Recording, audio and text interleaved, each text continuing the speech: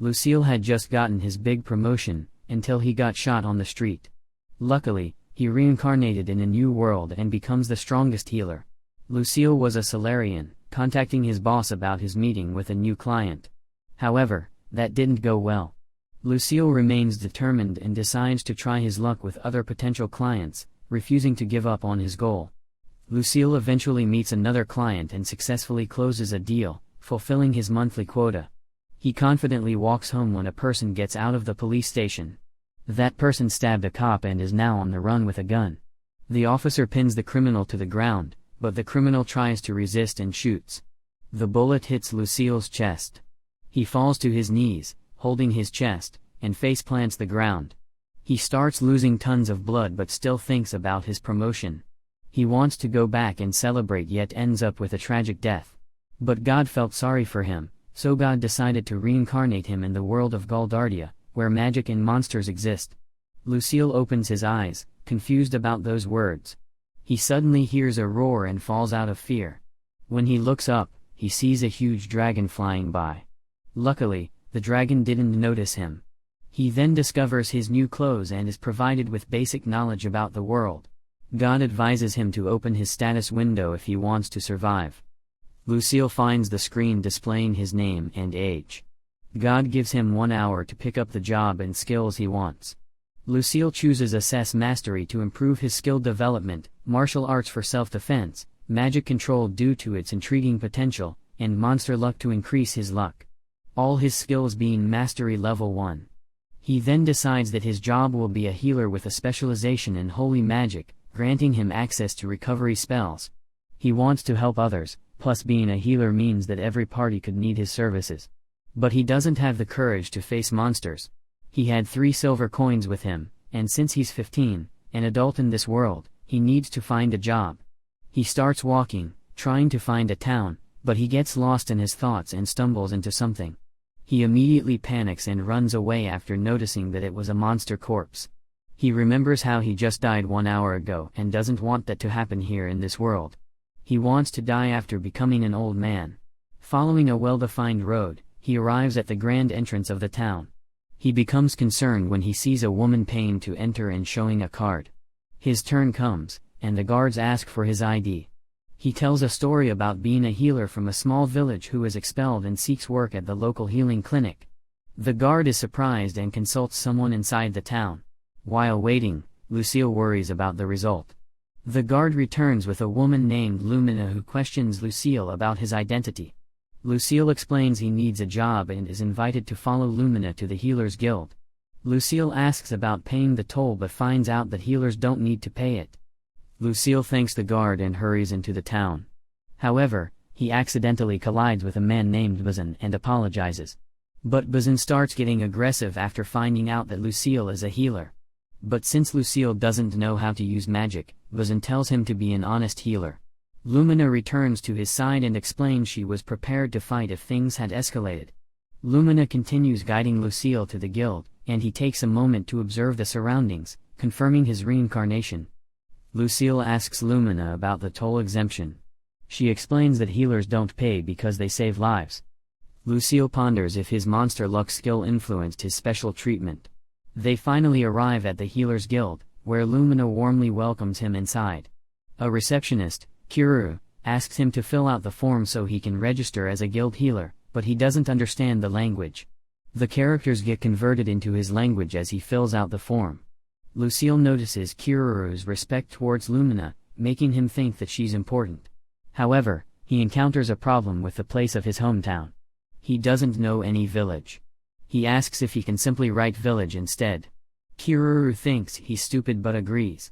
He hands her the completed form and waits while Kiruru enters a nearby room. Lucille asks Lumina for information like the name of the town. Lumina, frustrated, reveals that the town is called Maritoni and belongs to the Republic of Shera.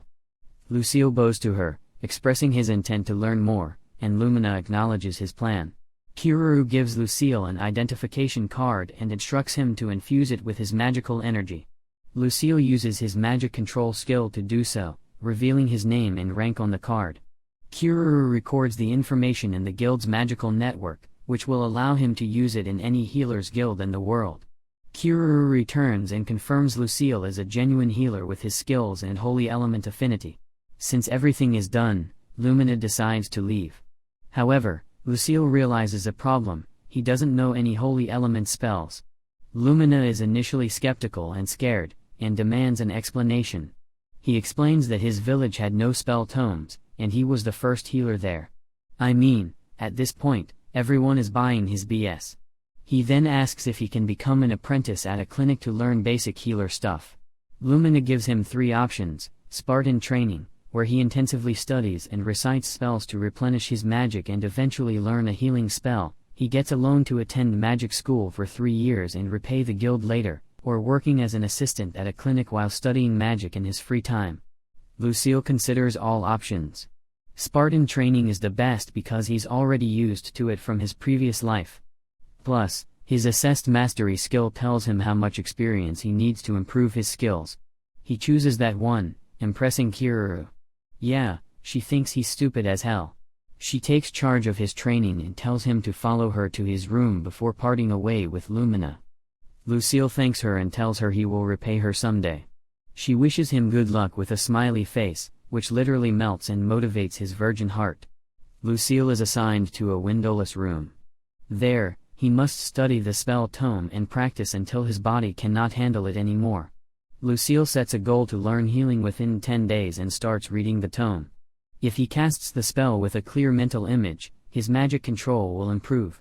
So he decides to imagine a wounded arm being slowly healed. He starts his chant, and the small light circle appears. He feels nothing happened, so he tears up.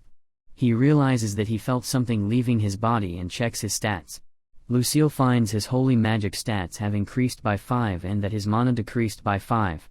Pushing his limits, Lucille practices 9 times until his mana reaches 1.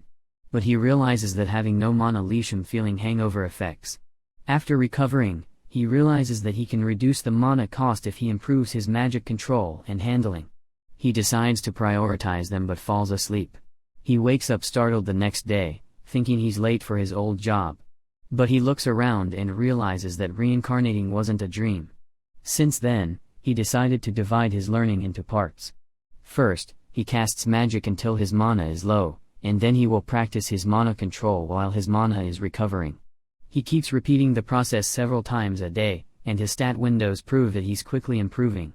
During his training, Monica, a new cutie, delivers his meal. Lucille gets charmed and thanks her. On the 3rd day, he finally sees his healing spell in action and talks to Monica. She uses his guild card to confirm it and congratulates him. He gives her his biggest Chad smile until she asks him to pay 1 silver coin. He pays and asks if he should look for Lumina to give him guidance. Turns out, Monica didn't know he was the one that Lumina brought, so he gets his money back because Lumina already paid for his room for 10 days. He's surprised as he didn't know about Lumina's position. Monica reveals that Lumina is the captain of the church's all-female paladin regiment. Lucille sees meeting Lumina as good luck and credits it to his Monster Luck skill, which he decides to call Monster Luck Sensei. He asks Monica if he can make money by healing people, and she tells him that yes, and 1 silver coin would be a respectable price. He thinks it's too much, but she explains how he must pay monthly and annual fees according to his rank. On his way, he ends up meeting Bazin, the beast man who intimidated him, and once again Lucille apologizes for absolutely no reason. What a dumb stick.